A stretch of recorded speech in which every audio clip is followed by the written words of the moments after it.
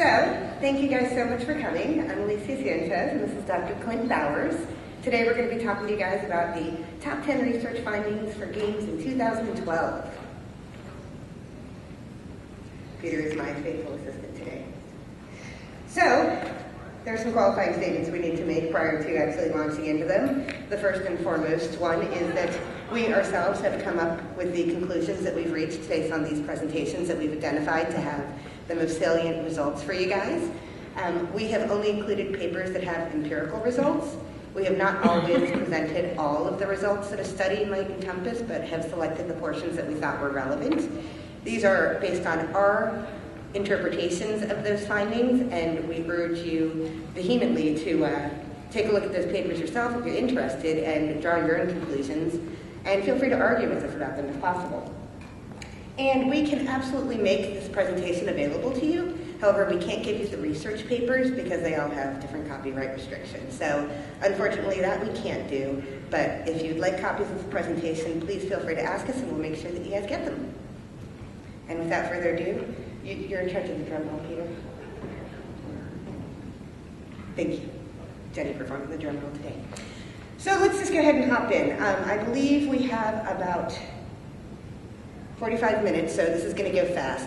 You'll notice there are a lot of pictures in our presentations. Feel free to look these games up on your own. We're going to start with number 10. These aren't in any particular order necessarily, but I think that we probably like the order that we're in. Clint and I will switch back and forth, so let's start with number 10. This one is a good one to get started on because it is by far the least interpretable of all of the results that we found. For those of you who haven't seen me speak before or haven't seen me present, I come from a very long line of learning style haters. I think Clint is also in the same camp as me. And so it was really interesting for me to, in my preliminary down select of these papers, to identify one that involved learning styles and to even have it in the title. I mean, I gasped. Oh, that one's not going to make the cut. But it turns out it was actually really, really interesting. And so it did make the cut because it related to both learning styles and gender consciousness. But not learning styles as we typically see it. We're not talking about, I'm a visual learner, and if you guys want to argue about that later, please stop in and Clinton will take that up with you. But these learning styles were based on Kolb's learning styles, which were reduced into diverging and converging primarily. There are two other groups, but they sort of lumped them together for this. And this particular study focused on custom Flash development to learn programming through gameplay. And so this was a really interesting study because it wasn't one of the typical ones where we see that they're using games in learning. It's using games as the hook to learn programming. So you're programming the games. Always something interesting. In this particular study, divergers were defined at best at viewing concrete situations with multiple viewpoints, and convergers were defined as being best at finding practical uses for ideas and theories. And that's kind of hard to distinguish, but bear with us. The participants in this particular study, 122 eighth graders. I know I talk fast, raise your hand anytime.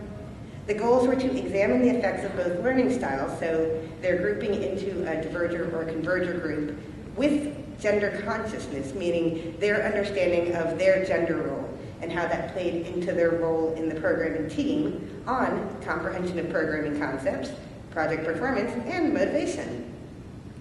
Next slide, please. The results, and I promise you this one is complicated, but bear with me. The convergers comprehended the abstract programming principles better than the divergers, but the gender consciousness did not have an effect. Divergers with low gender consciousness outperformed high gender consciousness. It cracks me up even to say it. So the divergers with low gender consciousness outperformed high gender consciousness divergers on project performance, but both gender consciousness groups performed equally when they were convergers. High gender consciousness convergers outperformed high gender consciousness divergers on project performance. I'm reading this right off the bottom here. But low gender consciousness convergers and divergers performed equally on project performance, and intrinsic and extrinsic motivation were similar and positive for all four groups. So what does that mean? Go ahead, shout it out. Anyone?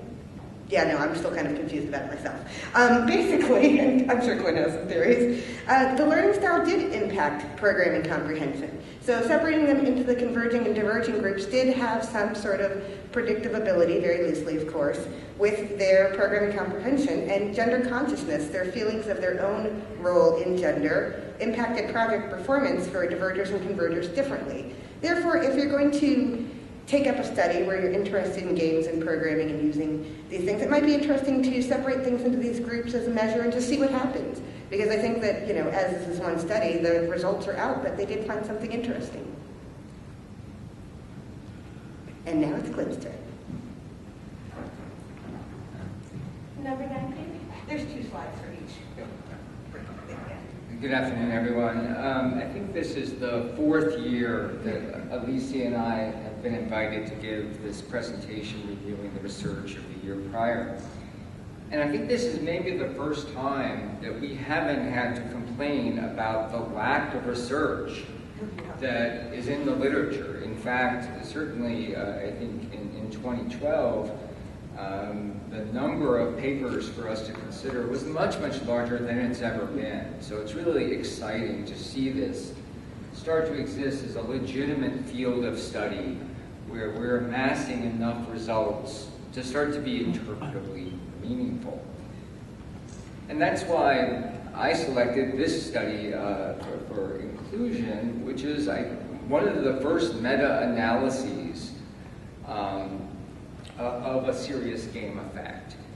In this case, the authors, Powers et al., conducted a meta-analysis of the sort of broad hypothesis that gameplay would improve information processing. Now, this has been a theme in video game research for quite some time, and in fact, I'll be presenting some other papers that are specific studies. This, on the other hand, was a meta-analysis essentially summarizing the literature that existed up till 2012. It turns out there are a fair number of papers, over 100, have tested the hypothesis that simply playing one or another type of game can improve information processing. The results of these papers individually are wildly disparate. I mean, you could read all 112 papers and not really know what the effect was. Some find very large effects, some find medium effects, some find the opposite. And that's why meta-analysis is so helpful. It allows us to summarize the effect, weighing by sample size, so that we have a pretty good sense of what the overall literature indicates. In this case, basically, there is a fairly substantial effect size across all of these 116 studies that video game play does, in fact, improve information processing ability. That information processing ability, that effect, is most robust when we're talking about relatively basic cognitive abilities. So, for example, it is absolutely reasonable to conclude, based on the existing research, that if you play video games, and mostly, this is commercial video games, but it almost doesn't matter, and I'll explain that in a second. There's every reason to believe that you will improve basic cognitive skills like visual information processing. You will be able to scan faster, you'll be able to take in more information. Auditory processing also shows a relatively strong effect. The effect is much weaker as you sort of go up the complexity scale. So for things like decision making, the effect ends up being fairly weak. But for basic cognitive skills, if we want to improve somebody's ability to scan, for example, it's not unreasonable to suggest that simply playing video games could achieve that outcome. Basically, there are some other sort of subtype effects here. As I mentioned, it doesn't matter what kind of game we're talking about, although there is a tendency for action games. Unreal Tournament is very popular in research as a tool, so that one gets used a lot. This is an effect that actually benefits the old more than the young. Next slide, please. And this is an effect that's much more robust with males. And we presume that's because they get more engaged in the game. So really interesting study, nice way of summarizing the research, really well done, and we're happy to talk about it this year.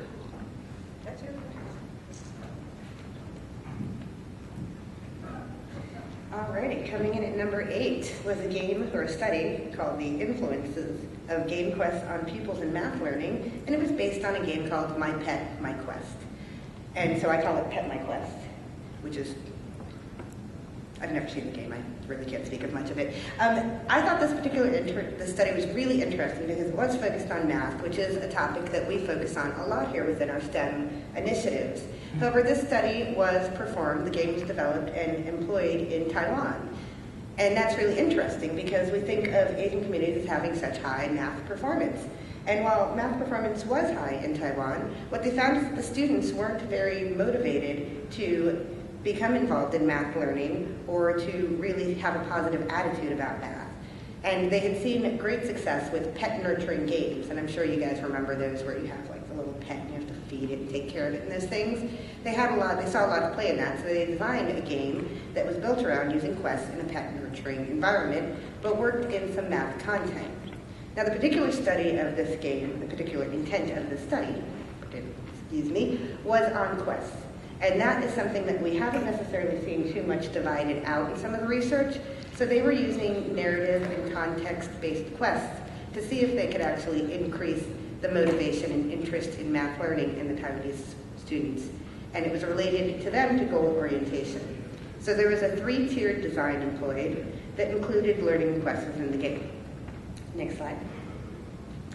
The participants were 53 fourth graders. They did within subjects design, which means the students were tested multiple times. And the big question for them was, what would be the influence of game quests on math learning in terms of perception, enjoyment, and goal pursuing? The findings indicated that quests had a positive impact, that when quests were used within context, that the quest influenced students' perceptions, including enjoyment, goal orientation, and goal intensity, which is interesting. Quests also elicited more active participation and promoted more enjoyable experiences. And these are, of course, compared to the 3-tier design where no quests were employed or quests were employed that didn't have specific content or context-related goals. So the conclusion of this one is that quests whose goals align with learning objectives were favored, in this case by students, and these sorts of studies can lead us to some of the design elements that we want to think about including depending on what sorts of learning objectives we are targeting. So this one was interesting, so make quests happen. Number 7. Really do feel free to stop us between any study though, because by the time we get to the end we will remember what happened in slide 8. So if you have questions, feel free. So in the earlier study that I presented, I mentioned that games are effective in improving information processing. This is an area of research that I personally find very fun, very interesting. And it's one that sort of has challenged researchers to see how far can we extend that finding.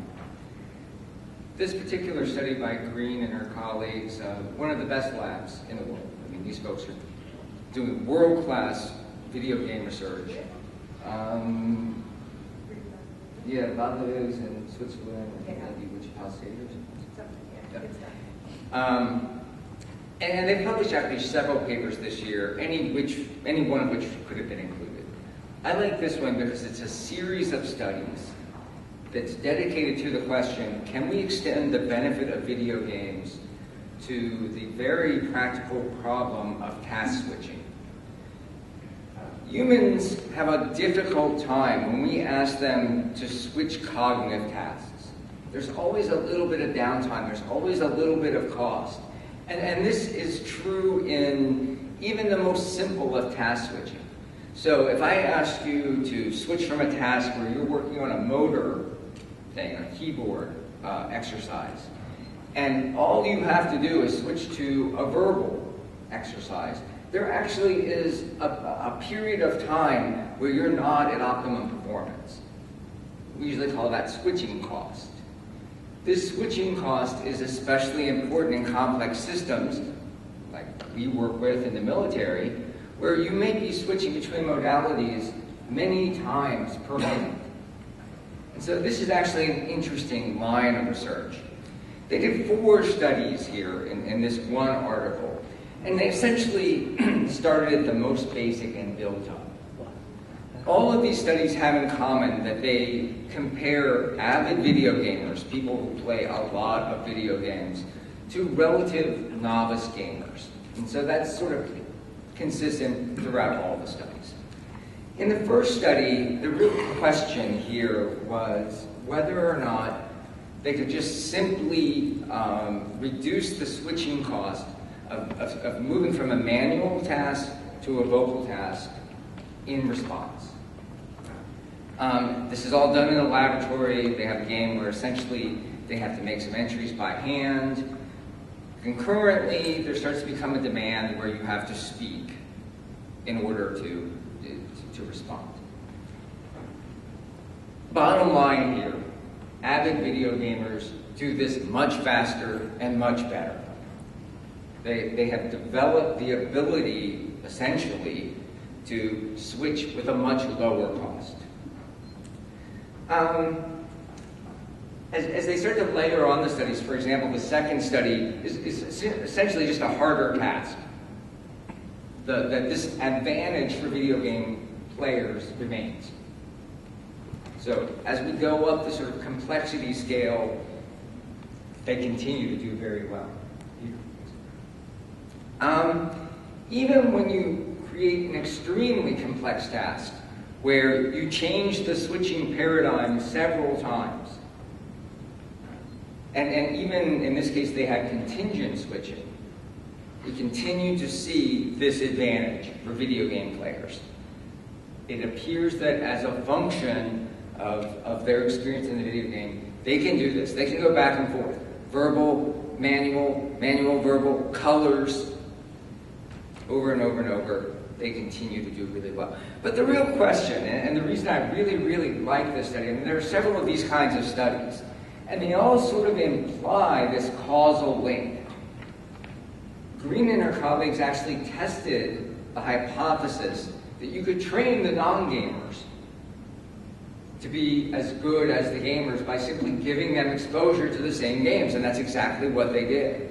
They took these non-gamers, and now they made them play video games for 50 hours, essentially making them avid gamers. And then the question is, well, is there a training effect? And the bottom line is, yes. There really is. And so it's no longer an issue where we sort of assume that if the non-gamers were gamers, they would do just as well, and there weren't some other variables that distinguish between those groups. There actually is a training effect. This can be reasonably attributed to the gameplay. Really well done series of studies. If you're interested in gaming and information processing, this is the lab to follow. They're just the best in the biz. And I don't know them, and sadly, they don't pay me. But they should. Yeah, they should. Exactly. And that's a really important finding for military, of course. With task switching, task switching being so important. Oh, number 6. The impact of tutorials on games is very complex. So we've all played games, right? It's nobody's first rodeo here. No, good. I'm assuming that's a yes. So we are all familiar with game tutorials. And when we think about using games in training, I think that we probably have two real big fields two big camps that we separate ourselves into. Either the game is so intuitive that we don't think we need a tutorial, or the game is so complex that we feel like we have to have one. And when we feel like we have to have one, we have some choices to make. And that's what this study really looked at, which is why I included it. It's so interesting. Now, the games that the study actually evaluated the use of tutorials for were 3 different types, 2 of them being very similar. There was Refraction and Hello World, and those were both puzzle-oriented, online sort of casual gameplay. And then there was Folded, which was a very complex DNA sequencing game that, won tons of awards last year and the year before for actually solving some real-world problems. These researchers decided that they were going to implement different types of tutorials into these 3 types of games to see when and where they were most effective.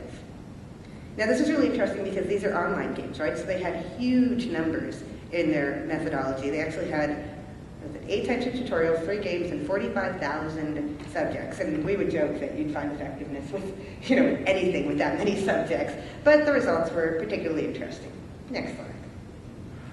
So it turns out that the three types of tutorials that they decided to employ were either a tutorial that you could take by choice, the tutorial that was available in the sort of help icon, that, you know, if you needed help, it would give you that information, and then the lock-in type of tutorial. And I think that that's the one we probably most often choose if we're going to use a tutorial.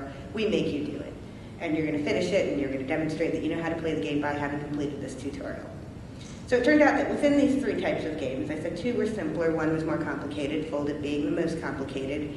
Only Foldit demonstrated that the tutorial was justified. And that was, of course, the most complex games.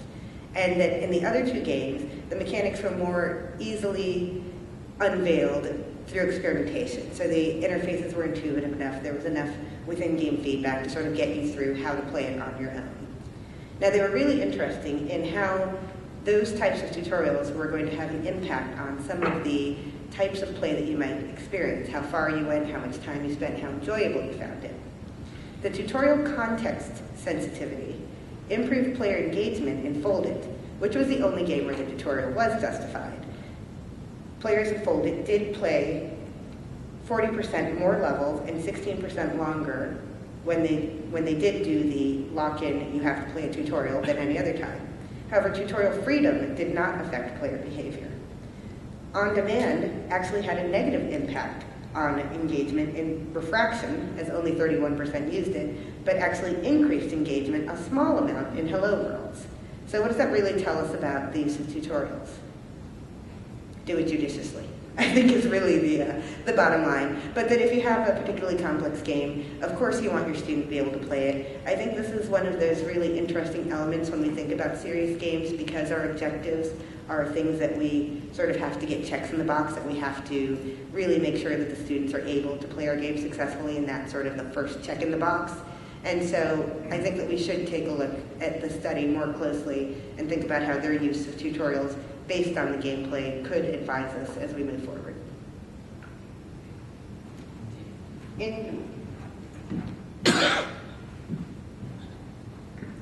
So I think as game researchers, one of the things that we're interested in, of course, is finding those things where serious games and the thoughtful application of games is sort of a unique technology. It allows us to do something we can't do well another way.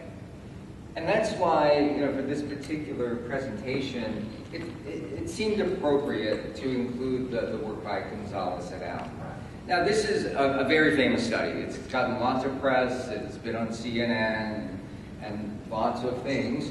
So you may have heard about this, but I think it's also sort of theoretically and scientifically interesting as well. One of the things we really struggle to do as training researchers is to change people's attitudes, or to overcome people's attitudes that they bring to the training environment. Right? There are some times where we want to train people to do things that sort of run contrary to their beliefs, to their sort of instincts, if you will. Oftentimes, these sort of trainee characteristics keep us from doing our job at sort of achieving the end point of learning. And so one might ask the question, can we take advantage of any technology, including games, to sort of approach that issue of pre-training beliefs, pre-training attitudes? This is a really interesting study. It comes from the sort of Games for Good genre, where they developed this game with the goal of helping people understand conflict. Right, so essentially it's a game, Peacemaker, it's a well-known game. You can go out and procure it yourself off the internet. But it essentially places you in the role of taking one or another diametrically opposed political position. And these include issues such as religion, so Palestinian versus Israeli. There's some other kind of very salient attitudinal issues. The interesting thing about this is it makes you play from the other person's perspective, right? So if you're very religious, say, you're placed in the role of taking the anti-religion position in many cases, and then advocating that role as you work towards peace. So peace, balance, is the outcome you're trying to create. This study is really interesting because as folks played, they found that initially, you see exactly what I've talked about, that the ability to achieve peace was interfered with by their pre-existing condition, their attitudes, their religion, their sort of other characteristics. Next slide, please, Peter. However, after playing the game, the effects of these attitudes, like religion, political bent, if you will, start to diminish. That essentially the game experience, allowing them to be in the other person's shoes, sort of allowed them to kind of get some perspective and to be more effective in creating peace in these games. So I'm not really doing the study justice because of the time, but if you're interested in games for change as a genre, if you're in a training situation where you have attitudinal issues, I know in the military we continue to have some gender issues and some other issues, this might be kind of an interesting way to approach that. And one of the reasons I would especially advocate more research here is because we don't have anything better. I mean, really, changing these pre-existing attitudes, very, very difficult. So I'm actually heartened by these results because it might provide us with just another way of approaching what has been a very, very difficult problem in training, which is changing people's mind. At least letting them consider the training material in the absence of these attitudinal obstacles. Really interesting study. Like I say, if you're in this business, I encourage you to look at this study. I think it's really well done, and Peacemaker's kind of a really neat game. So this particular study was based on a large company's incorporation of gamification constructs into a social networking site. And it was a large company, something probably akin to Oracle or Sun Microsystems. I don't remember specifically which one it was. If anyone knows it, shout it out. They had a social networking site, and they decided to employ gamification. And they did that by starting to award badges and points for interaction within the social networking site. The authors of the study thought that it would be interesting to see not only what happened within that time frame, but to use a control group and then to wholeheartedly remove the gamification just to see what would happen. It's kind of cruel, but I like it. So the goal of the gamification was to increase content contribution. So different points were awarded based on uploading photos or making comments or starting new posts. And this particular organization did have some geographical distribution. There were certainly large groups that worked together but were separated by either large amounts of real estate or continents in some cases. Badges were awarded based on the points that were received, and there was a leaderboard employed that showed points. For this particular study, they took a slice of time in this organization's implementation, and for an initial 6-month period, half of the users used a social networking site that had the gamification elements within it, and the other half didn't use it and didn't know that it existed. So their social network site, which was more than likely SharePoint, to be honest, they didn't even know that there was a section of the population who had this gamification construct. Not that they didn't all participate in the same site, but it was just blind to them.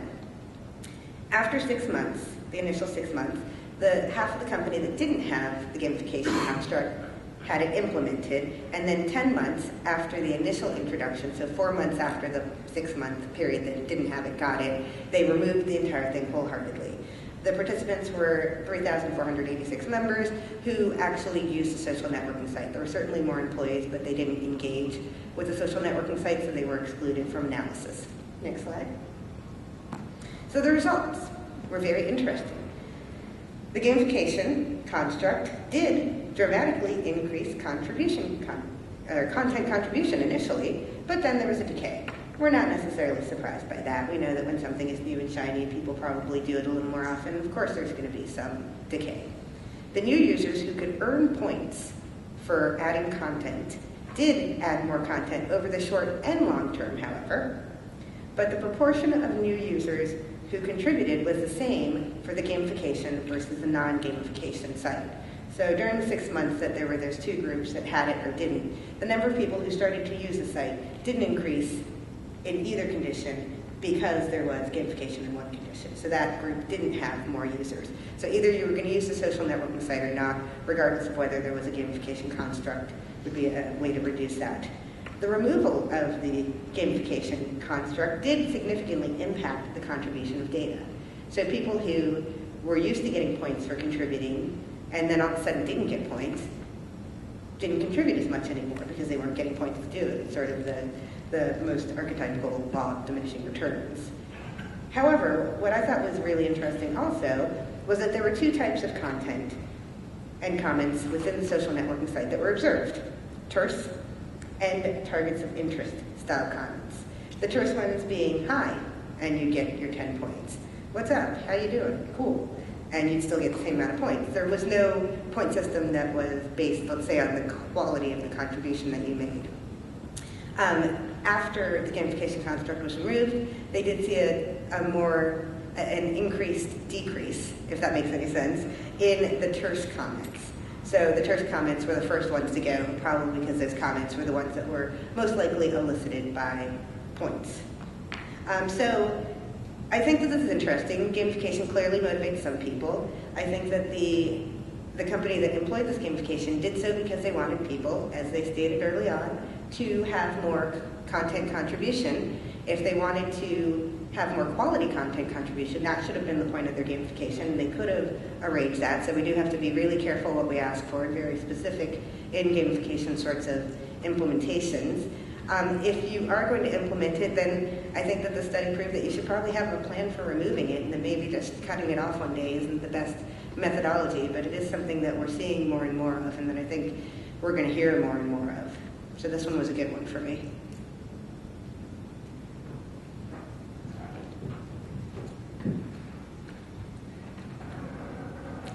I'm interested in what games are good for, right? And so, if you think about the kinds of things that we ask people to do as they're playing games, one of the things that we ask people to do that they wouldn't do normally, but they will do happily in games, is that they will persist in working on problems.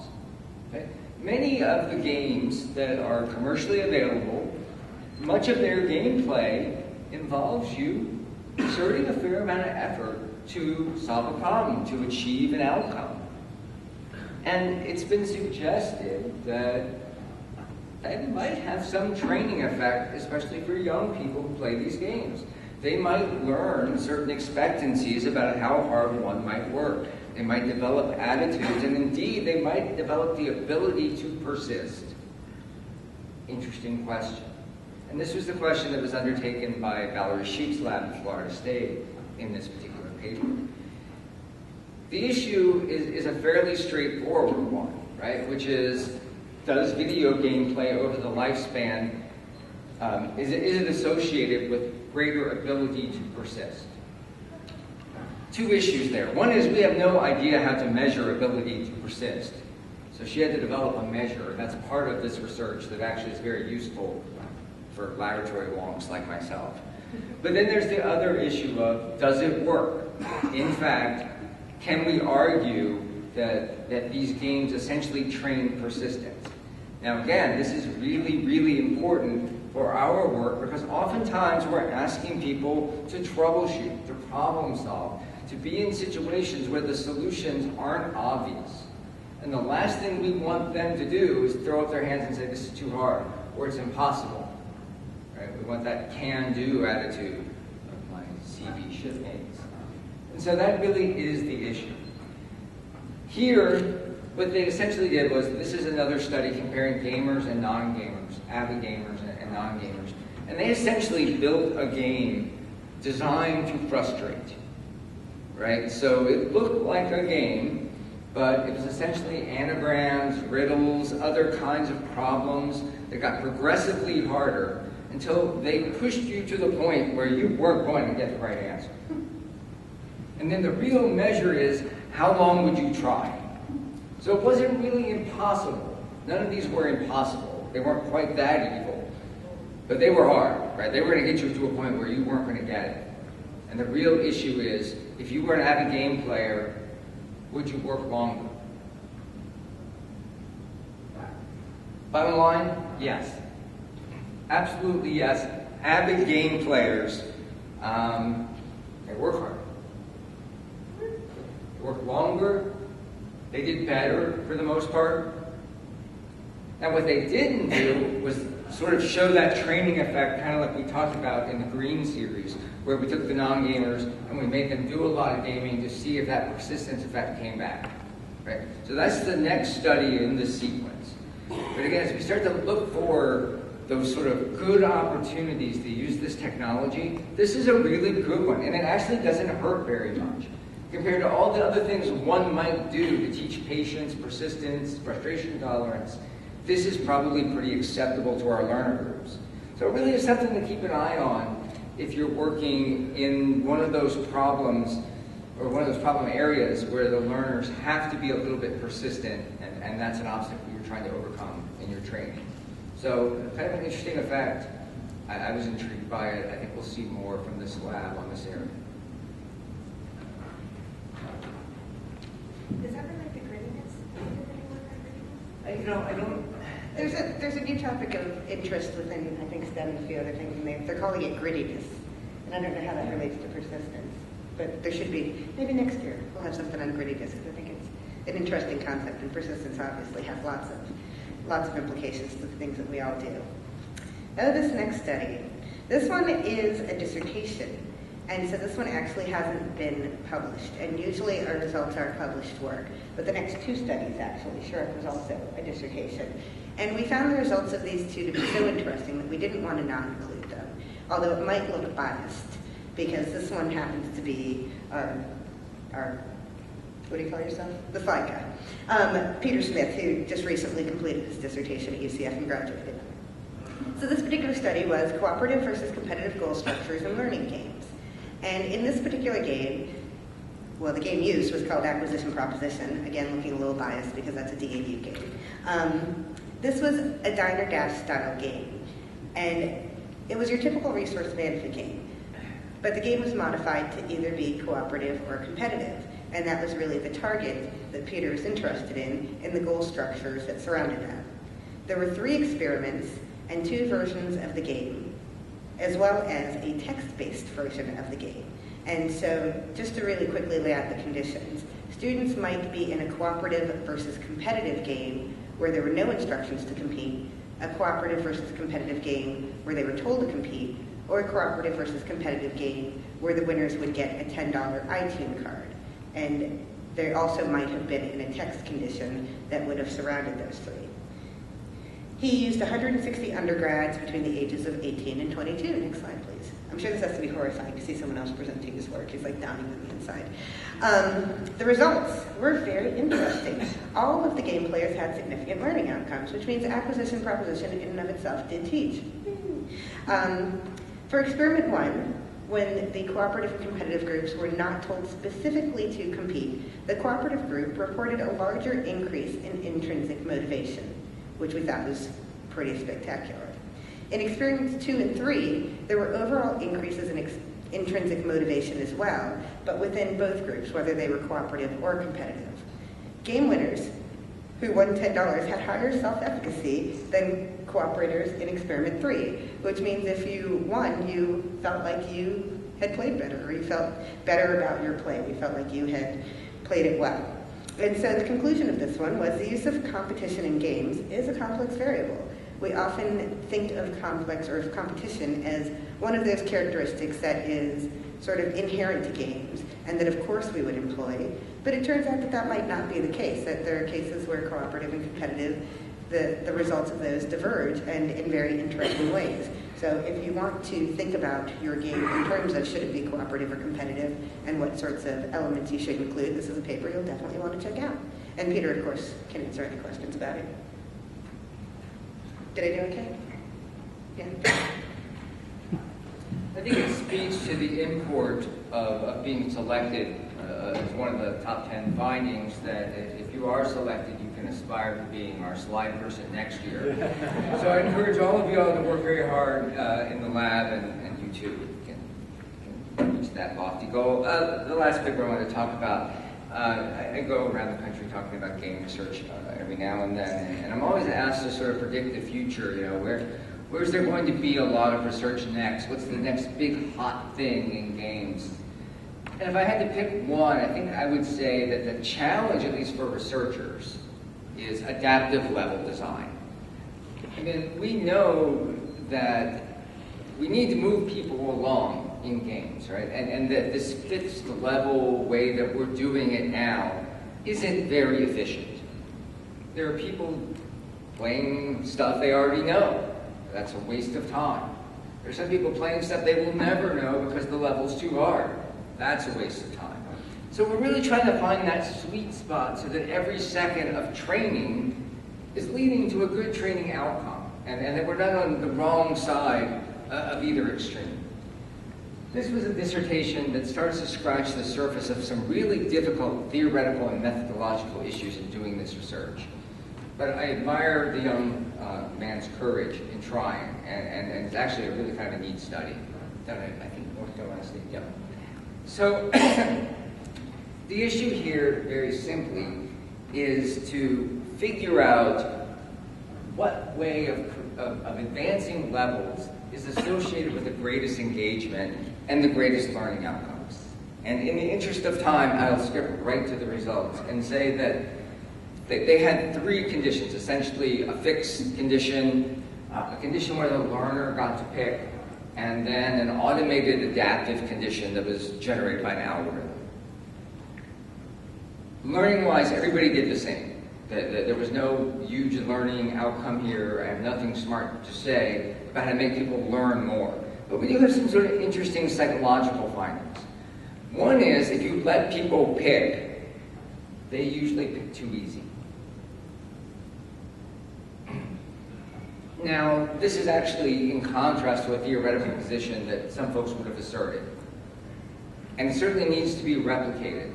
But for the most part, it seems that that's associated with maybe taking it easy. On the other hand, the adaptive condition actually got people to the same place, learning-wise, faster. It was more efficient, even though it didn't lead to better learning, it led to faster learning at the same level. So there is an apparent advantage of adaptive level creation to support learning. We think it's a worthwhile area of investment, especially for enterprise organizations where time is money, where we really are worried about the efficiency of learning. It seems like there's something to be gained there. But it's also clear that we're not exactly sure how quite to do it. I know that there are a few research funding opportunities for people in this area, DoD and outside DoD. I think this is one of the next hot topics if you're looking for something to do. So I expect that next year, if we haven't worn out our welcome, I'll be talking about another adaptive level design study. And that's our 10 for 2012. Really a nice group of research. Many, many papers we could have included. Really great to be in the opportunity to have a lot of choice. And I guess if there's any time left, we'll be happy to take your questions. Dr. Rayburn. So I really enjoyed your presentation, and I was just wondering if both of you could just answer, what were the biggest takeaways for you based on your own research, what to do, what would you apply, what you presented today, or where would you take it next? Well, I'll certainly start. I think that again, the notion of increasing basic cognitive ability is one that lots of people have done individual studies on.